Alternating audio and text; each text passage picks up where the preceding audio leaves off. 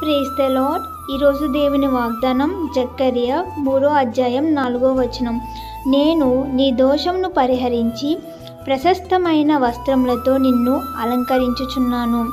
దేవుడు ప్రశస్తమైన వస్త్రములతో అలంకరిస్తే మన జీవితంలో కలిగే మార్పులు ఏమిటంటే ఆయన మనకు పరిశుద్ధమైన జీవితం అనుగ్రహిస్తారు. మన జీవితంలో సుఖాన్ని, సంతోషాన్ని అనుగ్రహిస్తారు. నా ప్రియ సహోదరి సహోదరుడా, యేసుక్రీస్తు మన మాలిన వస్త్రమును తీసివేసి, అనగా మనలో ఉన్న దేవునికి వ్యతిరేకమైన స్వభావమును, ద్వేషం, వ్యభిచారం, కోపం ఏమైనా కానీ తీసేసి దేవుడు నీతి వస్త్రమును ధరింపచేయుటకు ఈ లోకమునకు వచ్చెను. నీవు ఆయన యందు విశ్వాసం ఉంచి ఆయన కృపా క్షమాపణల కొరకు ప్రార్థించుము. దేవుడు నిన్ను ఉన్నతమైన ప్రశస్తమైన వస్త్రములతో అలంకరించును. ఆమేన్.